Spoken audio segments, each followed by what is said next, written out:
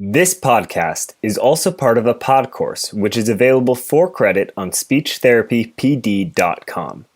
All you need to do is register for the course, complete the requirements, and you will receive credit. Speechtherapypd.com is a video continuing education company, a certified ASHA CE provider. First Bite sure does love some freebies, and I grew up loving some coupons. That's my kinfolk's way of saying coupons. I can't even say it correctly. And so to start the new year off right, we wanted to do a little give back. So if you head on over to speechtherapypd.com and enter the code FIRSTBITE, not to be confused with the autocorrect of frostbite, well, then you will find a fabulous $10 off coupon for an annual subscription. That will give you access to all of the 1 to 3 hour webinar courses, as well as all the First Bite pod courses for CEUs for an annual membership of only $79. But hey, do you want more? Don't you love that cheesy sales line? I love that cheesy sales line. Okay, well, if you do, you can use that same coupon, First Bite, and access all of the courses on speechtherapypd.com's website for a fabulous deal of $179 a year. Whoop, whoop. So don't forget, plug in the coupon First Bite when you check out at the speechtherapypd.com website. Happy listening, y'all. Hi, it's Erin. I'm your regular co-host of First Bite. First of all, I want to thank y'all so much for tuning in and listening to First Bite. We've been incredibly encouraged and excited by the feedback we've received and are looking forward to the future. In the meantime, if you've been enjoying First Bite, please take a moment, maybe pause your device to subscribe, leave a review on iTunes, Stitcher, or wherever you're listening. This podcast started out as a small idea to bring convenient, tangible resources to SLPs and other professionals, and we value your feedback more than anything. Leaving those reviews truly helps us out. Enjoy the episode and thanks for listening. This episode is brought to you by Nourish, made by Functional Formularies. Moms are saying that their kids are thriving on Nourish and that it's the best decision that they've made when it comes to their child's nutrition. Not only is this 2B baby formula nutritionally complete without having any added sugar or synthetic ingredients, it's real food. Mamas love the fact that it's organic and made with whole food, plant-based ingredients and are grateful to be able to have Nourish to feed their children.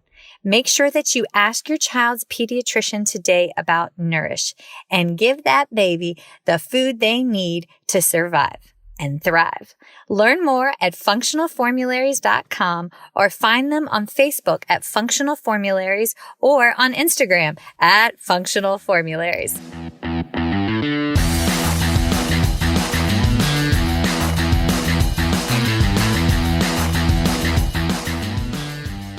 Hi, folks, and welcome to First Bite, fed, fun, functional resources for the pediatric clinician. I am your host on this nerd venture, Michelle Dawson, MS CCC-SLP, the All Things Peds SLP. I am a colleague in the trenches of home health early intervention, right there with you. I run my own private practice, Heartwood Speech Therapy, in Coletown, South Carolina, and guest lecture nationwide on best practices for early intervention for the medically fragile child. First Bite's mission is short and sweet, to bring light and hope to the world for the pediatric clinician, parent, or advocate. In this podcast, we cover everything from AAC to breastfeeding, best practice for running a private practice, and all the nitty-gritty details involving feeding and swallowing by interviewing the subject matter experts themselves. We bring the data to you. Every fourth episode, I am joined by the lovely Erin Forward, MSP, CF, SLP, a Yankee transplant who actually inspired this journey and who also walks the wild, woolly, and sometimes sticky walk of early intervention with us. Sit back, relax, and watch out for all the squirrels and enjoy this geeky gig brought to you by SpeechTherapyPD.com.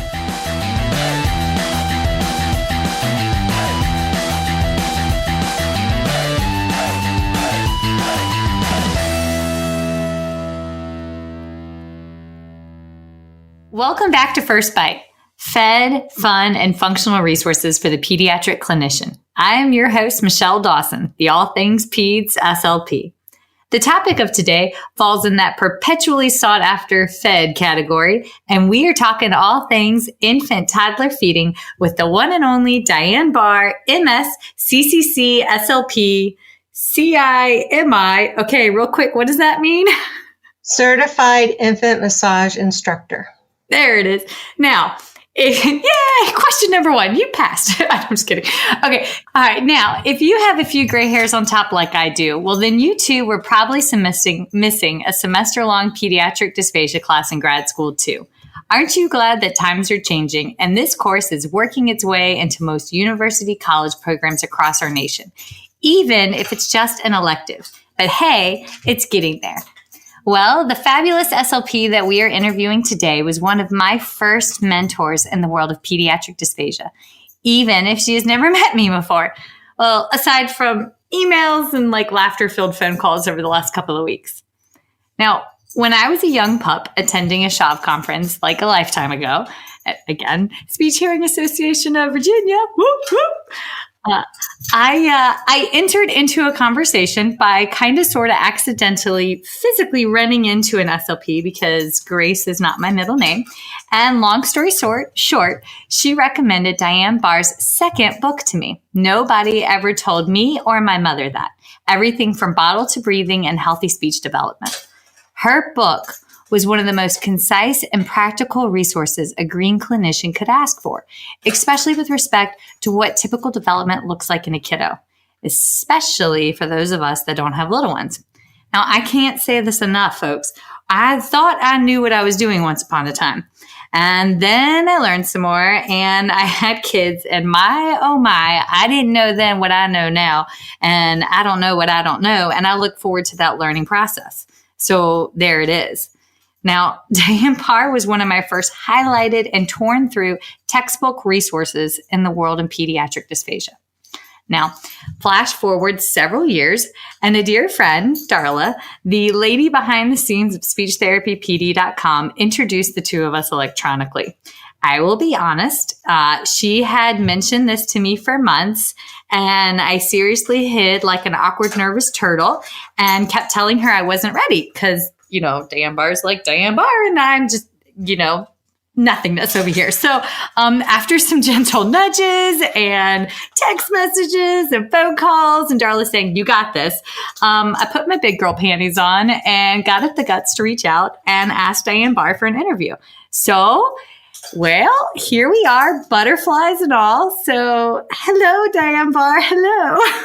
Hello, Michelle. Thank you for interviewing me. And by the way, I am an introvert, so I always have butterflies too. So don't feel like you're alone. I am the ultimate extrovert introvert. I can be on when duty calls, and then otherwise, if somebody recognizes me somewhere, like it's a patient's family or, somebody outside of my normal world, I'm like, oh, now social interaction. Don't have anxiety. Be normal. Yeah. I think that would describe me as well. And there's nothing to be nervous about with me because I am still a working clinician and doing fewer and fewer courses, which is one reason I'm putting out webinars and things like that. At fewer and fewer live courses. I'm going to be doing some new webinar type courses. Cool. But it's harder for folks to get out to live stuff now. I've noticed it's easier when this format, this works for me because I run around like a chicken with my head cut off. I can listen to this in my car. Right. Yeah. And Darla is actually the one I was going to retire my pediatric course. That course was an infancy through geriatrics course because we taught it at Loyola. Lori Sova taught the swallowing part, and I taught the feeding part and motor speech and a few other things at Loyola University in Maryland. And so this started out as a graduate level course that was required at Loyola for a pretty long time. So it's good to hear that more people are giving those courses again. It is. And it shows, I have seen a huge difference in my student clinicians, the ones that have taken peds dysphagia, because they have baseline textbook content knowledge, and it's something that the profession is demanding it, and universities are listening to that demand. So supply and demand. But and yes, I'm so thankful that we've gotten to this point. I've been in practice for almost 40 years. So I've seen a lot of things come and go and come back, which is really nice. The cycle. Yeah. Well, you got a little bit more there on me than my timeline. Okay. Well, we have a lot of ground to cover today, so I'm going to go ahead and roll right in with it. And this is, it's always interesting to me to hear the answer to this question, because different folks look for different things during their assessments. Right. So, which is fantastic because we come at it with different sets of eyes. But when you're doing your baseline assessment, what details are you looking for in assessing when you complete an oral mech exam for a newborn versus when you complete one for, say, like a 6-month-old? It's such an excellent question, because a newborn is different from a 1-month-old, is different from a 2-month-old, is different from a 6-month-old, a 12-month-old, a 24-month-old. And it's the reason I wrote the book that you mentioned and the new book that we're talking about today, which is Feed Your Baby and Toddler Right. Early eating and drinking skills encourage the best development. And so I did an update of the literature review in that book, and I added new things like how to handle tongue tie. But let me just give you a rundown of what I do for the newborn assessment. Okay? All right. So because the newborn, and you'll find this in Pre-Feeding Skills, which is, by the way, my favorite book by Suzanne Evans Morris and Marcia Dunn Klein. Suzanne Evans Morris has been my mentor since the early 1980s, and is still my mentor today. So what we need to look at is with the newborn, and I have a free e-course that's available to all of you. So all you have to do is email me at dibahr@cox.net, and I will tell you how we can set this up. I did that e-course when I was actually ill and just couldn't stay in bed and do nothing. So I don't mean to laugh, but after the little that I know you, I'm imagining you sitting still being very painful. So yeah. So my voice sounds a little breathy at times, but the course is still, for the most part, up to date, and will show you what to look at in a newborn and then as children develop in that first year. So in your newborn, you want to see a nice wide eye area, which is what we want to see throughout life. We want to see a straight lip line, because that indicates the palates, the top and bottom palates, are pretty flat. We'll get a little bit of a curve in the upper palate if we're developing well, but high, narrow palates are never normal. Mm-hmm. And if we see... Wait, can you just say that again for the masses? High, narrow palates are never normal. No. And high, narrow palates are never normal. And if you see that in a baby at birth, the first thing you check for is a tongue tie. Because that means the tongue has been held down and hasn't been able to rest in the palate to help the palate develop. And so we'll get to that. Tongue tie is something everybody's talking about these days, and we'll talk about how that's part of the assessment. So the nice and broad across the eye area means there's good face development. In newborns, we see a nasal bridge. I mean, if you look at the e-course, you're going to see that newborns look a lot like we want you to develop throughout life. Okay, so let me see. Oh, and by the way, there are jaw activities you can begin at birth, which are kind of fun, playing in the baby's mouth. We have to have fun in therapy. The parents have to have fun. And we don't want to turn parents into therapists, but there are jaw activities you can actually do from birth as you're playing with your baby that can help to keep the palate spread. And that is actually the work of Sarah Rosenfeld Johnson. Okay, so, that's what I teach in my courses because I taught at a university for so long, and I needed to teach my students how to stay up to date with what was out there. I'm going to the Feeding Matters conference next week. I still do my best to stay up to date with what people are doing, in these areas so I can stay up to date. So on pages 47 to 52, I hate to give you pages, but this will kind of give you an idea of what's in the new book.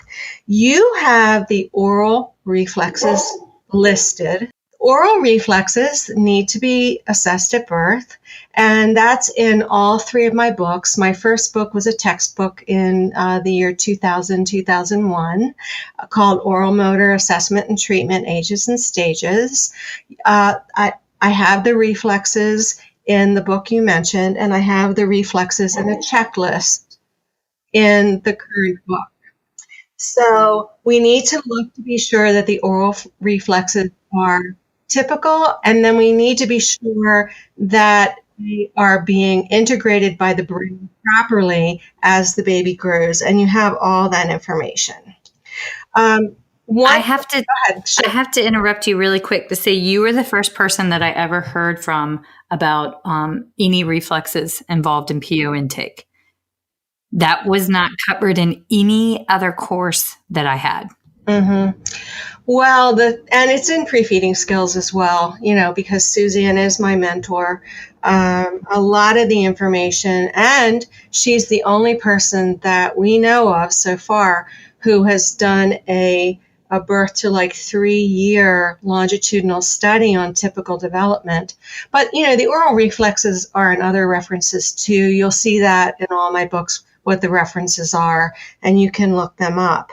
But that's new and missed. And folks, when she talks about the phasic bite reflex and the suck reflex, and those are critical that what they look like for typical. Yes, and thank you for bringing up the phasic bite response, because that's one of my tickler ideas that I have here on my page.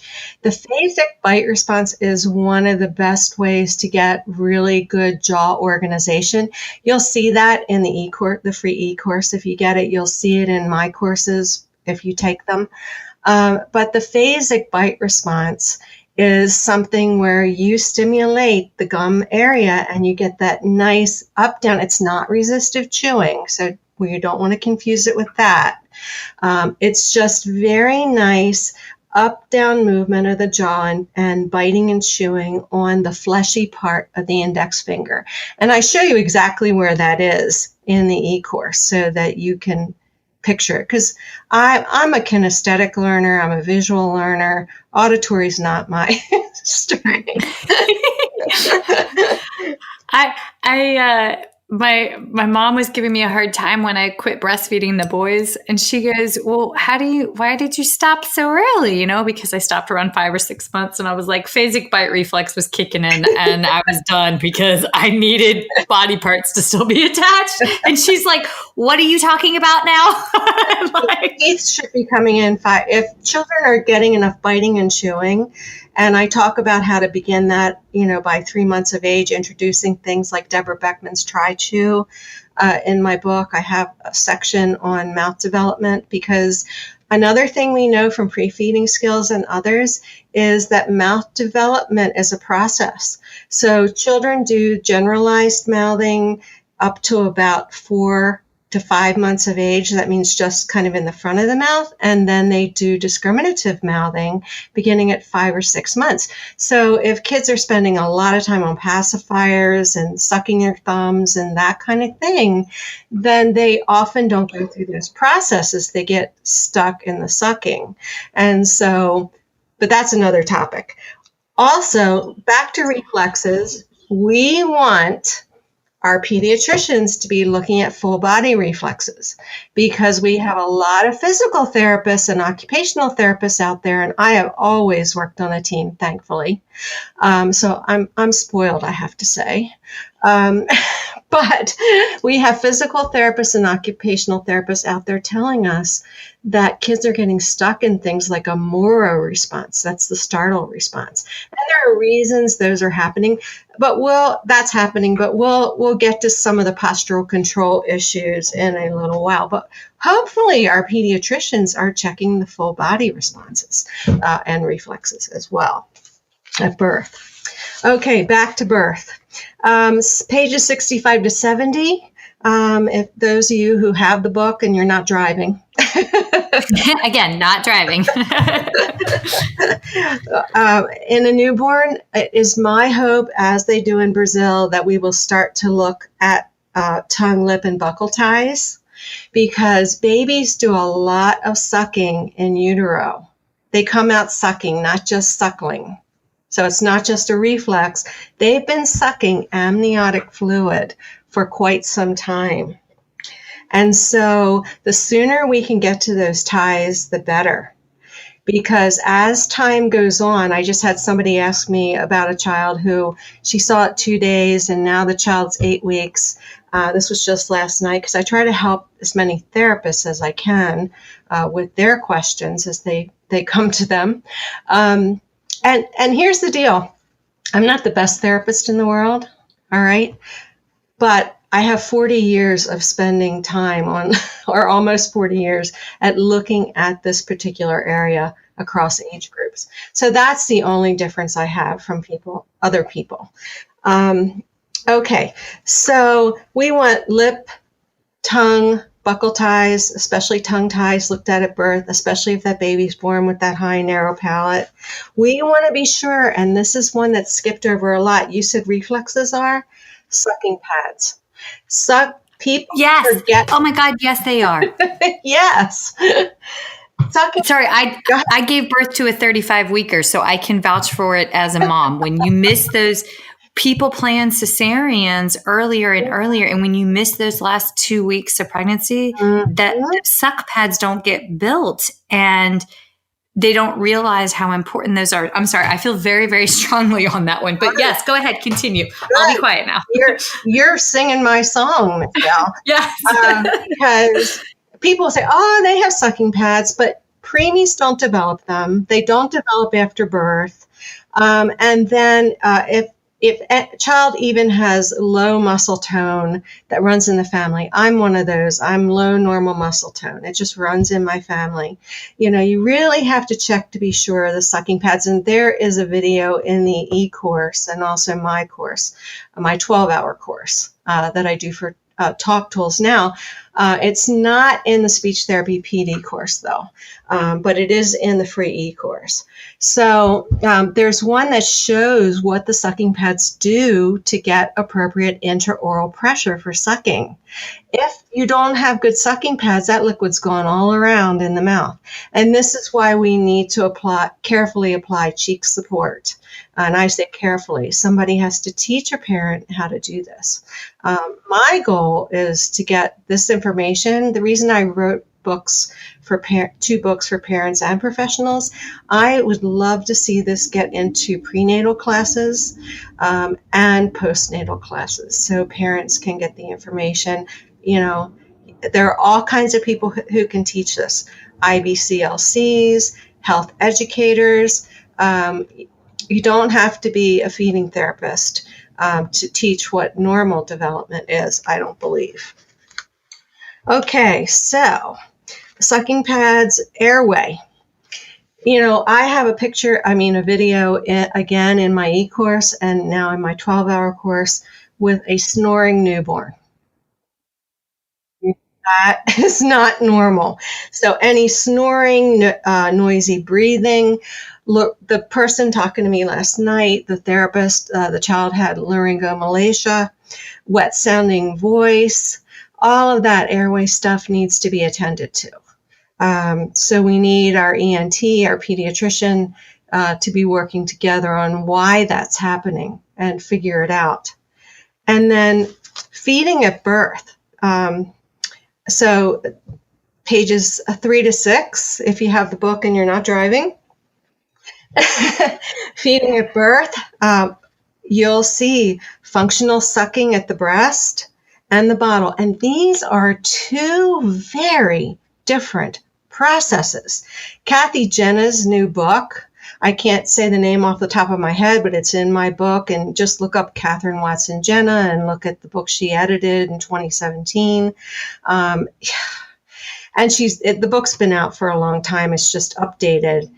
But really, babies are born sucking, okay?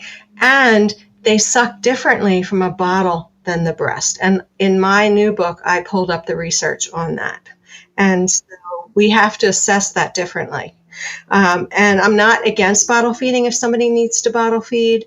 Bottles have their place, but breast is best for mouth development. But sometimes it's just not in the cards, or people have to part-time bottle feed. So chapter 3 of the new book and also chapter 2 of the other book has the best ways to bottle feed if you need to bottle feed in order to keep the mouth in shape. And then the other thing we have to look at in our newborn is what they're doing in different positions. I mean, I think I told you that a colleague of mine and we want to write a book for parents, because in chapter 1 of the book, Feed Your Baby and Toddler Right, I put a tummy time, literature-based, criterion-referenced tummy time checklist based on the developmental literature we have.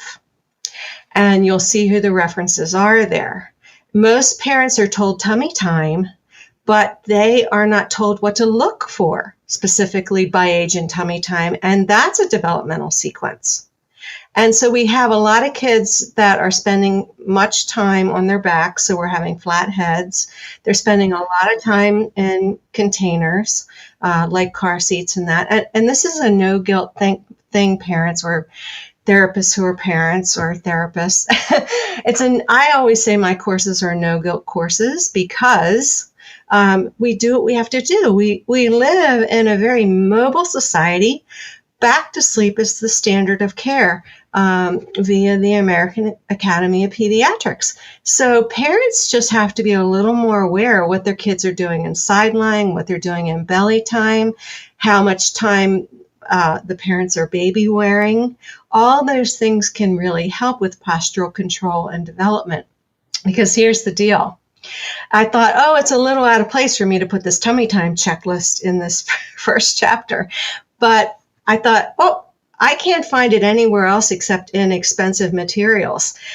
So we need everybody to know what they should be looking for in tummy time, particularly, instead of people just saying, nebulously, let's just do tummy time.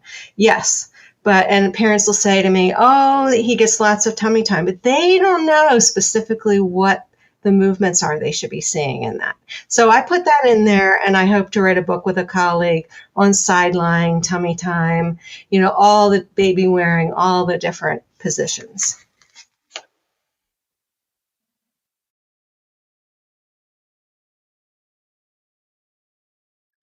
This podcast is brought to you by SpeechTherapyPD.com. SpeechTherapyPD.com is an engaging, evidence-based continuing education site that offers over 450 continuing education hours. The best part? The information garnered can be applied in therapy immediately. It's functional and fabulous without the hassle of trying to translate technical jargon from a research article. Can I entice you more? Well, then get your suntan lotion ready, because next summer, SpeechTherapyPD.com is hosting a CEU cruise.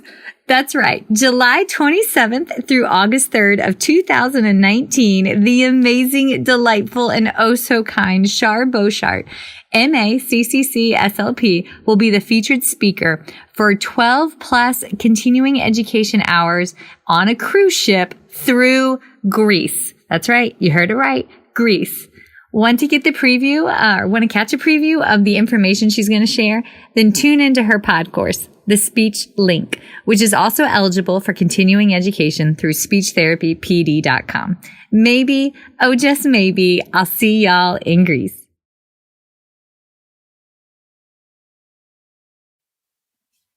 Okay, so a couple of thoughts especially for those. I mean, I have a 4-year-old and 6-year-old, so like we're past that stage. But for those of you out there that don't have tiny humans of your own yet, to put this in like a day-to-day perspective, when you breastfeed, if you don't alternate breastfeeding, your boobs will scream at you and inform you that you need to alternate breasts during a feed or every other feed, or pump off of one of them. All right. So from a physical perspective, what that does is that changes the baby and how they latch. And you kind of think of it as like rotating an egg. That's the analogy that I always give. You have to rotate the egg. But when we bottle feed, most often, because 75% of us are right-handed, we always hold the baby with their left arm and put the bottle in the right. So they tend to get cooked, or instead of rotating that egg, they only cook one way. But they're strengthening unilaterally if you do it from that perspective, which sets these kids up for torticollis later on. And a lot of families are afraid that they won't bond, or they're afraid to put the baby down for tummy time because they scream and it's uncomfortable. And if these children don't strengthen and learn the tummy time, and for new moms especially, I always say, lay on the ground and put the baby on you, or lay in your bed or lay on your couch, get comfortable. And that still allows them to have that bonding time. But if we skip tummy time, you are setting that kid up for unchecked GERD, poor core strength development, delayed sitting up. I mean, it's one thing leading to another thing, leading to another thing. And some of our kids that can't hold a spoon or fork right, or can't bring a cup to their mouth because they're floppy at the seat, if you chase that all the way back, you're going to see that they were late getting in on their tummies. And as far as those containers thing go, been there, done that. I will admit I was a bumbo mom because I have 2 dogs, 2 boys, and a career, and I needed to pee solo. So the baby went in the bumbo. But also balance that with, so when she says no guilt, we've been there, done that, raised tiny humans, you'll survive. If you're pregnant, you're welcome. Those are functional advice. And it's all right. And tell me, the belly time checklist is on pages 41 to 42 in the new book for you. And, I just want to say that it's not, tummy time is really crucial. And just what Michelle just said, that's really the way to do it. It's so much fun just to have that baby lying on your chest and lifting their head and making eye contact. And there's pictures of that in both of my books. And they smell so good when you do that. Yeah. They do. I know. I'm like, until they throw up on you, but until that moment, they smell so good. Oh, we were talking about that too. And I just put a bib, because babies under 6 months often have at least a little bit of reflux. And so, you just put that bib on your chest, or that little soft towel. And then it's not a big deal, really. So I had something else, but I can't remember what it was. But I think we should move on to our next question, which is the difference. Yes, because we've already burned like so much time. Okay. All right. So how do you feel that you assess differently when you're considering a bottle or a breastfed infant? Right. The other thing I thought of that I forgot about postural control. If you read pre-feeding skills, you read neurodevelopmental literature, which a lot of it began with the Bobeths in England. And there's another woman, I'm not remembering her name off the top of my head, but it's in one of my books. And any of the NDT stuff that's out there now. If children don't develop postural control, they don't develop the planes of movement in the body, straight planes, front, back, sideward movement, diagonal movement, rotational movement in the body, they're not going to develop it in the mouth, which is considered really fine motor function. We often think that hand use is fine motor function, but oral use is fine motor function. So, to breastfeeding and bottle feeding differences. Kathy Jenna really helped us to see this. in her book. So if I highly recommend her book, in addition to pre-feeding skills and many other books. We'll get to them. I try to stay up with everybody's books too. And there are many books mentioned in my books. But in the book, you'll see on pages 54 to 61 the difference between breast and bottle feeding, which I didn't really know. And I put them side by side. I didn't know the exact differences about this, but there's been so much more research recently. But when I wrote the book in 2010, the Nobody Ever Told Me book, I didn't know this, but I put side by side in those pages what the difference is. And so somebody who's bottle feeding, so a breastfeeding baby is going to root to find the breast and be fed on different sides, which gives the face exercise on different sides. It gives the body exercise on different sides. And so I recommend for for bottle-fed babies, something called paced baby-led bottle feeding.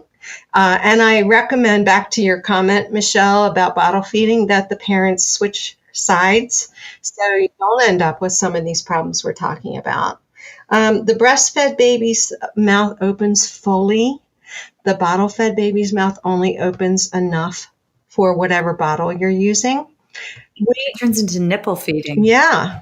And we as feeding therapists have liked the Playtex Nurser. And my daughter has 3 children. Her youngest and she's also a speech language pathologist. And her youngest is 2.5. And spent a lot of time in NICU. And she started with Dr. Brown, which is also a great system, and then moved on to the Playtex Slow Flow because that's, when she had to supplement. She breastfed as well, but she had to bottle feed and supplement too. And a lot of working moms have to pump their milk and, supplement and get back to work. So that's something to consider. With the breastfed baby compared to the bottle-fed baby, the tongue, this is so beautiful. This description comes from Kathy Jenna. She says this. She says, the baby's tongue, we have an anterior tongue reflex. So some people call it a tongue thrust reflex. I've taken that out completely. Tongue thrust is never normal. So what happens is the baby's tongue is encouraged to come out in breastfeeding, grasp the mother's breast. The mouth is wide open, not hyperextended, but wide open. And then the breast is drawn deeply into the baby's mouth. And then the front of the tongue with the jaw moves up and down like a pump. So we, with our suck and our swallow, our tongue and jaw move up and down. And later on, much later on, our tongue moves separately from our jaw up to initiate that swallow. So you see, we have the normal swallow starting with the suck. And a lot of this information came from an instrumental study by someone named Elad. And I have the whole reference, Elad, Dr. Elad, who Kathy has worked with. And so it's an Elad article that will tell you instrumentally what's really going on in breastfeeding. And we've been guessing a long time, but now we know. And then what happens when the mother's breast is drawn deeply into the baby's mouth is it helps to keep that broad palate, the wide U shape of the palate that we really should never lose. Sorry. I'm with you. It's fine. I got you. And the tongue cups the breast. So humping and thrusting of the tongue is never normal. The tongue should be in a cupped position. And then let's see what else here. That's why, there's a whole bunch of these. We should have a good feeding rhythm, all those things. Whereas in bottle feeding, the difference is that the tongue extends over the lower gum. And I'm not putting bottle feeding down. Goodness gracious. bottle feeding is a medicalized way of feeding a baby, but if we didn't have bottles, there's a lot of babies who wouldn't do well. And by the way, Kelly Mom is a really good website on breastfeeding and alternative feeding methods, because Wait. yes, Say that again. Kelly, I haven't heard of this. Kelly Mom, all one word, KELLYMOM, is a great website for breastfeeding moms or moms and dads who are looking for alternate ways to feed their babies. Because I'm of a generation where we saw our first feeding tubes, okay? So, how did we feed our preemies before? Well, we cup fed them. Because ever so tiny. Because open cup feeding, if you look at the literature, and breastfeeding are more similar than bottle feeding is to breastfeeding. Even though it generally looks the same, it is not the same. So with your bottle fed baby, as I said, their jaw only opens enough for the bottle. They extend their tongue over the lower gum. It doesn't really reach out and grasp the bottle nipple and pull it in like it does with mom. You'll see their lips and their cheeks work as a unit. So there's different lip and cheek movement, which is one reason I think a lot of children can bottle feed when they can't breastfeed if they're missing sucking pads. And if a child has appropriate sucking pads, those, you can barely get your finger into that cheek area. So if you put your finger in the child's mouth, you'll feel it's a big ball of fat in the cheeks. And those sucking pads are crucial for breastfeeding. The tongue will cup around a rounded bottle nipple, but if the bottle nipple's not rounded, then the tongue is asked to do something else. Okay, and then there's muscle differences.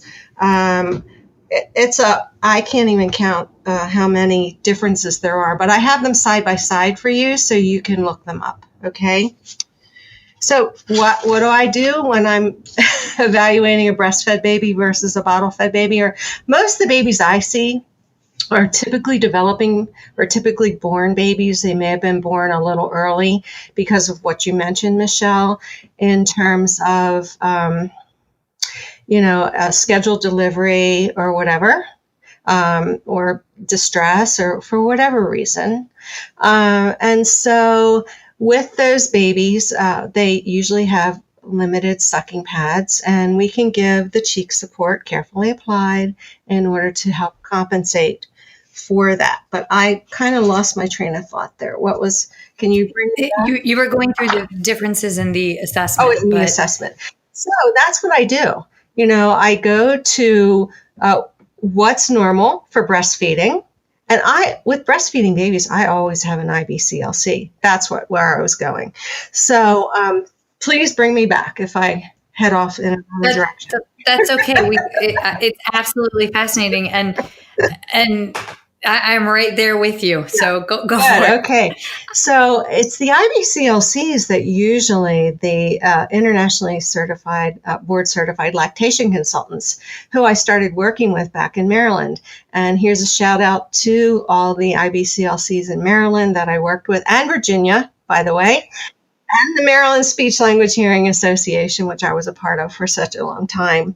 And so a group of 4 IBCLCs started referring babies to me where they couldn't take care of the problems in the mouth. And these were mostly typically born. You'll see one in the e-course online. And that's what's happening here. I have IBCLCs here now in Las Vegas, which I moved to for the weather, by the way, and the airport. It's a good airport here. But the thing is, and Baltimore's a good airport too, so it's fine. But anyway, back to the breastfeeding, bottle feeding. Usually I get babies from an IBCLC or a pediatric dentist and IBCLC, and that's because they can't figure out how to solve the breastfeeding problem.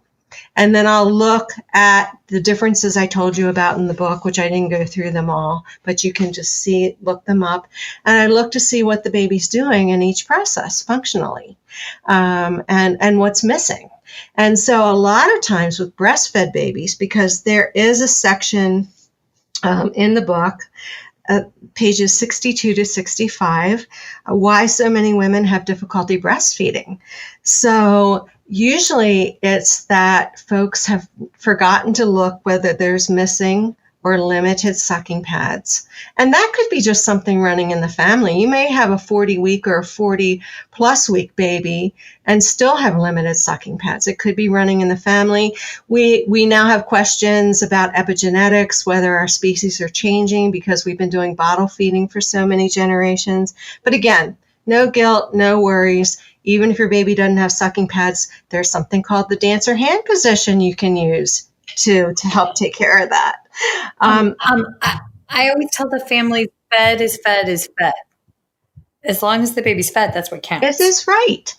Yes. And parents are so nervous, especially first-time parents. And that's why I think we just can't assume that parents know this normal feeding stuff because we've not been doing normal feeding for many generations with formula. And I mean, I'm not against it. Everything has its use with bottle feeding. But, when I grew up, I was born in the 50s. And of course, I was bottle fed. You can tell by my facial structure that I was. And so what we're trying to do is help to keep the best face and mouth development, whether the child's breastfed or bottle fed. And that's one of the things one of my goals with these books. And then jaw movement is the other thing people don't look at. Remember we talked about the phasic bite response? So I remember bear teething, and that went all too well. Well, the thing is, there's a little girl that's brought into me, and you'll see me working with her. And all right, so they thought she had a tongue tie. She was humping and thrusting her tongue. She was biting down and chomping on mom, and ouch. And so I go in, and you see me, I can't get tongue cupping and grooving. So I then go to her jaw, and this is all explained very clearly in the e-course. Reason I'm giving it for free is you guys can use it in your practice. All I ask is do not show it to audiences. But if you have a parent where you want to show something, show a slide, show a video. It's just not out there. So why not? That's what I say. And it's free because we don't have a workshop company anymore. I work for other people like Darla. Yeah. So anyway, we are going to, you'll see me go in and I take just the fleshy side of my finger. I go back to the molar area. I press up top because that's Sarah Rosenfeld Johnson's technique to press up top, but you can press down the bottom. Why do we press up top? Because we're trying to keep the palate spread. And you'll see the baby chewing on my finger. And I can then assess the grading of the baby's jaw movement. It also, phasic bite response also helps to organize the baby's jaw. So with this one little girl, what you'll see is that once she does some phasic biting on each side, then I turn my gloved finger around and I go back and I start tongue walking and stroking her tongue. And guess what? She gets tongue cupping and grooving. You'll also see me give some cheek support because she was a little limited on sucking pads. So I give her some cheek support, and that helps because it brings everything to the middle and it closes down the oral space. Tongue humping and thrusting is the tongue's attempt, I think, to take up the oral space. Whereas when you bring the cheeks in, you close down the oral space, guess what? You often get tongue cupping and grooving. So yay. And then, of course, I think tongue, lip, and buccal ties ought to be looked at birth. I know it may not, somebody said to me, well, it's not perfect anywhere in the world, but at least Brazil has a start on it, which is really good. And I have a working theory that I think severe tongue tie, I've seen kids that have the tiniest little bit of tongue tie and simple movement, they're fine. Change position, change something, they're fine. It's fine. but I'm talking like a really bad anterior tongue tie. Those kids tend to have really severe acid reflux. So I have a working theory that what happens is if you have a severe tongue tie, it pulls your hyoid bone in a slightly elevated anterior superior position, which pulls the UES slightly open. So I don't think that they ever get complete closure. Yes. If you look at Oral Motor Assessment and Treatment Ages and Stages, the textbook, or if you email me, I can send you some pages that talk about the muscles. The jaw is connected to the hyoid. The tongue, it feels like that song, everything. Yeah. The tongue is connected to the hyoid. The larynx is connected to the hyoid. The hyoid's a crucial bone. And the other thing that seems to be happening with kids lying on their backs or being in containers more, again, no judgment here, but we also have gravity.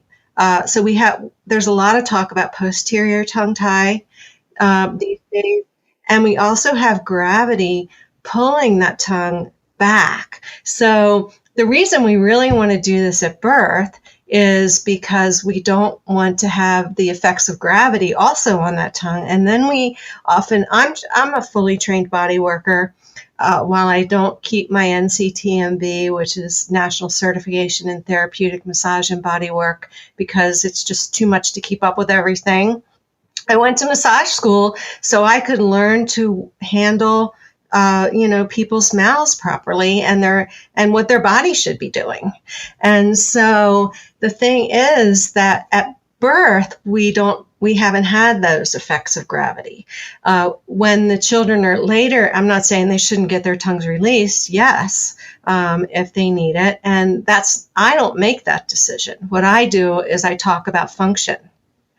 And so with tongue tie, you'll see this in the book as well. At birth, it would be great if we could get that assessment and get it taken care of with people who are experienced and know what they're doing. That's important too. And then after birth, as children grow, we need a really good functional assessment, which you have birth to 2 years feeding in the new book. And you also have the same thing in the previous book. And they're all developmental checklists that I got from the literature. They're not Diane Bahr's experience. When it gets to the therapeutic area, I'll usually say this is my experience.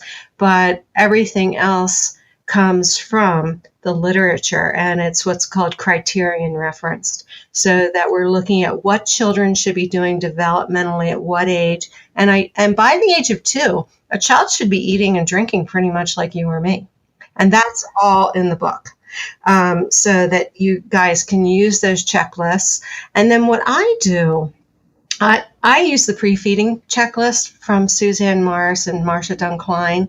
It's in the back of the pre-feeding skills book because it's the only checklist. I mean, I use my own checklist too, but I took a lot of my information from their work. And of course, I gave them credit for it, and I changed the wording a bit so that it wasn't plagiarism. That's an important bit of information to know. Well, what I do is I worked in a university for about 11 years total between part-time and full-time.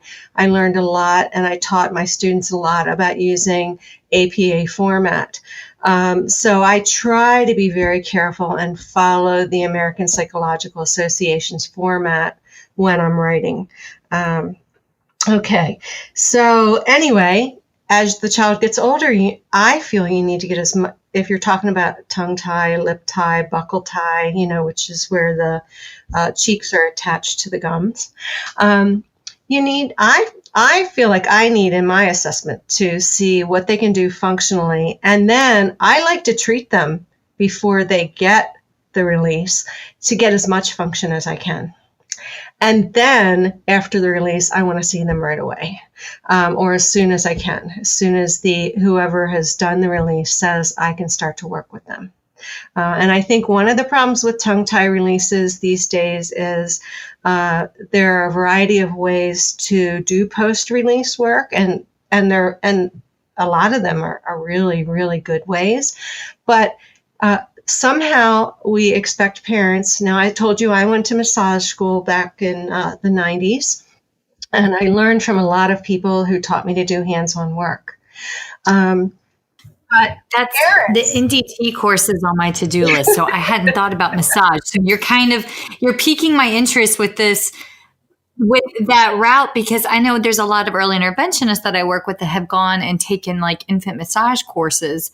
And they take that coupled with their, hands-on training by like a kid-specific OT or PT, and it's really cool to watch. So now I'm like, okay, so do I need to get NDT certified in 2020 and massage certified in 2020? Because I did massage certification because I couldn't get into an NDT course. I was like you, raising my daughter and working, and no NDT course came my way, although I have taken a course or two with Lois Bly, whose work I really like, and she's an NDT trainer. Hold that thought. For everybody that doesn't know what we're talking about with all this acronym being thrown out, NDT is neurodevelopmental training. It used to be an entire month-long class. Now it's divvied up 4 weeks over the course of a year. But it's all about neural development. And it's like the missing piece for some of these kids. Sorry, squirrel. And continue. Back to those kids where they're getting the release. A lot of the release providers are wonderful. But I have one here in town who sends me babies who aren't doing so well after the release. And part of it is, this is not a guilt trip for parents, but hey, parents, or even some therapists, how many of you are comfortable just going right in somebody's mouth? I mean, it's a very vulnerable, really? Right.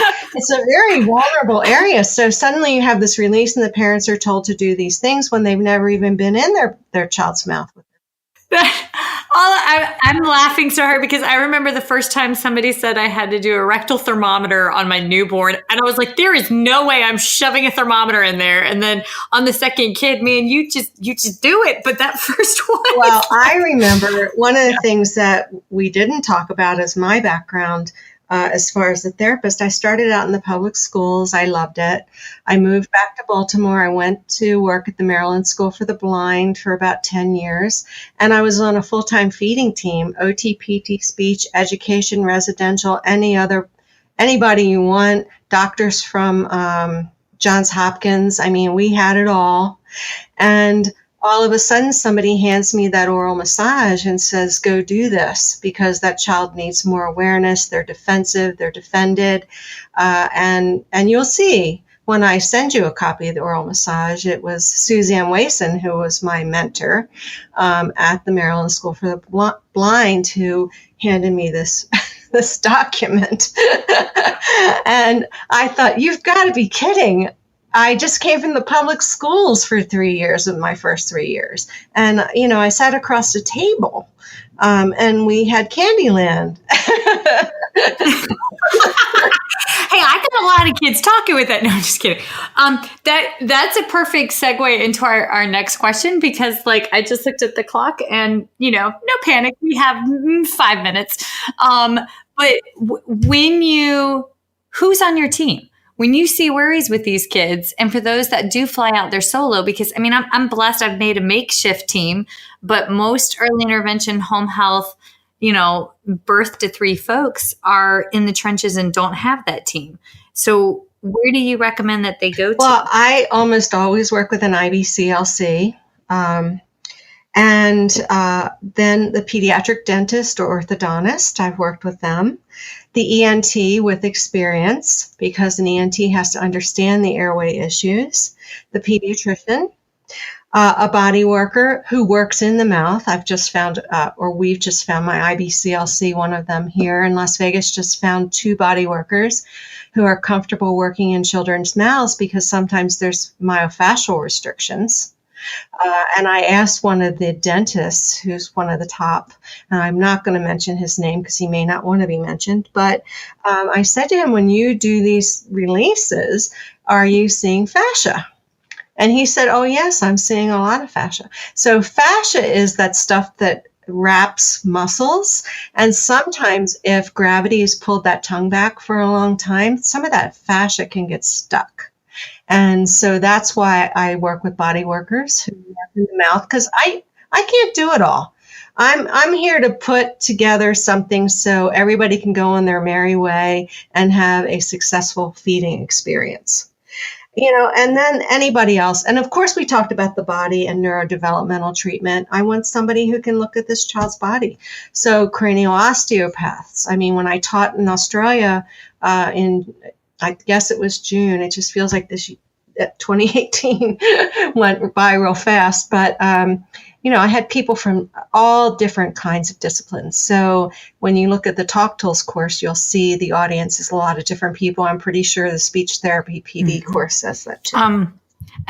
My go-to, I have a OT that I work very closely with, Paul, and he does a lot of reflex integration. When you're talking about Moro reflex, and for our kids that are PTSD, because he and I have seen several children that were traumatic brain injury, shaken baby syndromes, and it's almost like they're locked in Moro.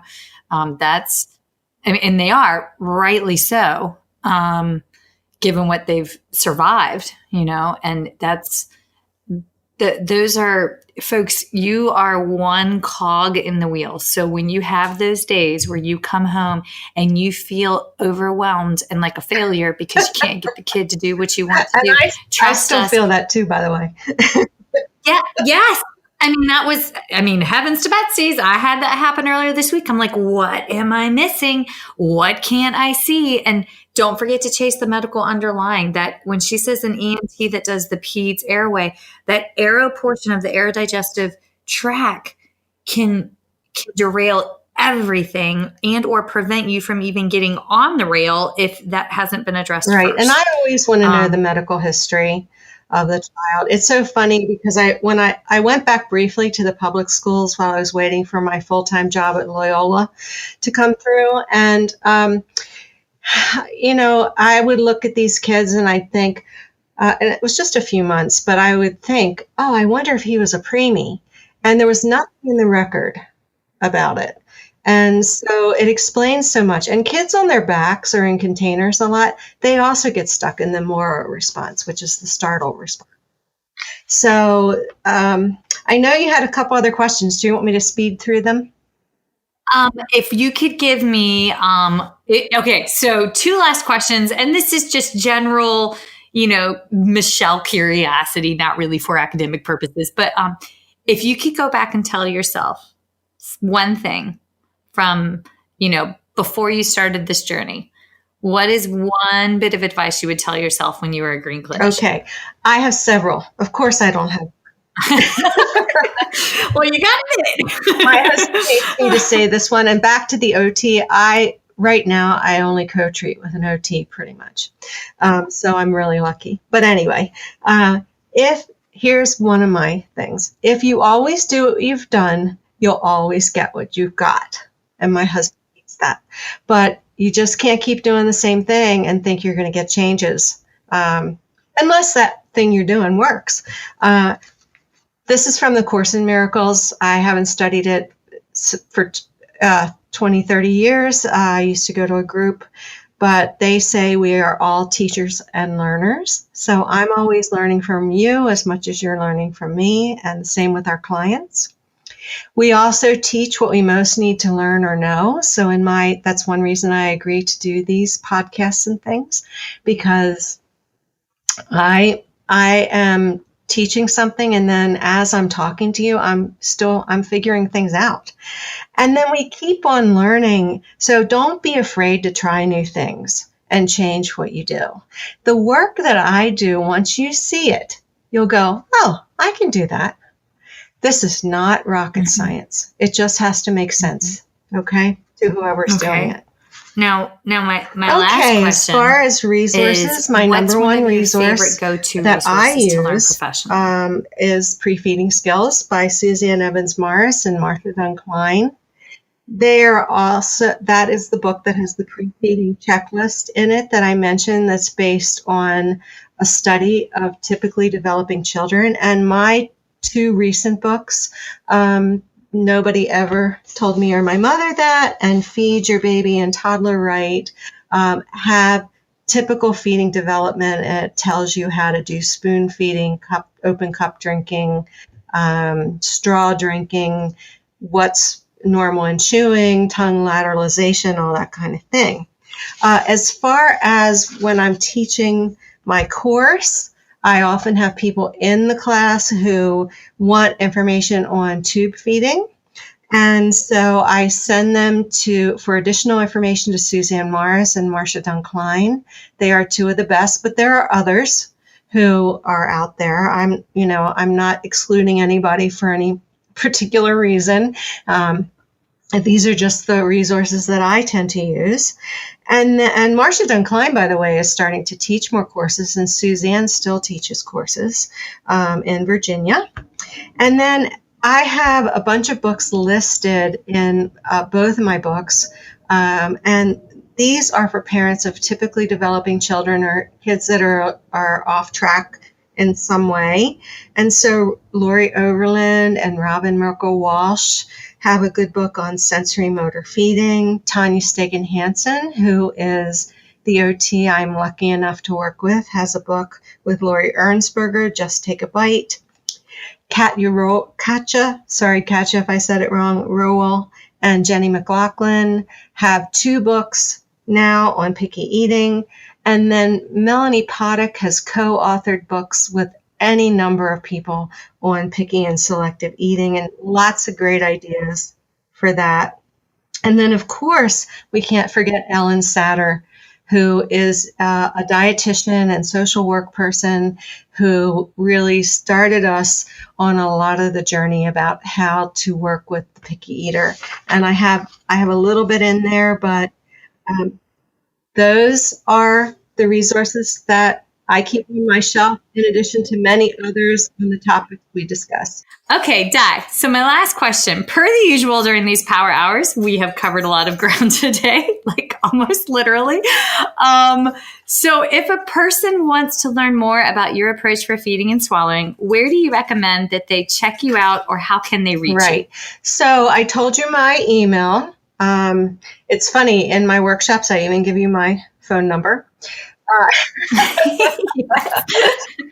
I do the same. I appreciate that. Because my workshops now I can't take a lot of questions with them because there's just so much information. So I want to be available to therapists after the workshops, or as things come up in therapists' minds.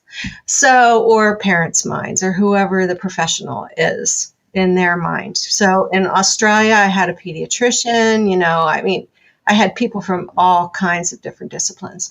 My website, www.agesandstages.net, N-E-T. It has a huge footprint. We are constantly putting new information on it about any topic related to feeding, speech, or specifically motor speech and mouth function and development. So we have this month, we have Dr. David McIntosh from Australia, and he is an ENT. And then we have an app developer from Australia who's a parent of a child who is a picky eater, and she developed this app. So I tried to get information out there on the website. And then, of course, my email is dibahr@cox.net. And there's an Ages and Stages one, too, if you go to the website. But, if I don't get back to you right away, I've been trying to simplify my life lately. So I recently left a bunch of Facebook groups where I felt like they have the topic handled. And I stayed in the Facebook groups that are a little more focused toward feeding and motor speech and early intervention. And so if you email me and I don't get back to you, usually I'll say, because I've had a lot of illness in my family this year. So usually I'll say, I'll get back to you, and I'll kind of give you a period of time. If I don't get back to you, no, maybe I didn't get it. Maybe it's lost out there somewhere. So re-email me. Okay. So that's how you can reach me, and that's how you can learn more about, the books and everything else. Well, thank you. Thank you so much for being so generous and giving of your time and for letting us do this. And I know we have to switch over to the lines, but because, we went off on multiple educated and informed tangents, we only have time tonight for like one question. So we'll do the first question that comes in, and then everybody else, if you'd be so kind as to email her at her email address or me at mine, I'd appreciate it. That's a wrap, folks. Once again, thank you for listening to First Bite, fed, fun, and functional. I am your humble but yet sassy host, Michelle Dawson, the All Things Peds SLP. This podcast is part of a course offered for continuing education through speechtherapypd.com. Please check out the website if you'd like to learn more about CEU opportunities for this episode, as well as the ones that are archived. And as always, remember, feed your mind, feed your soul, be kind, and feed those babies.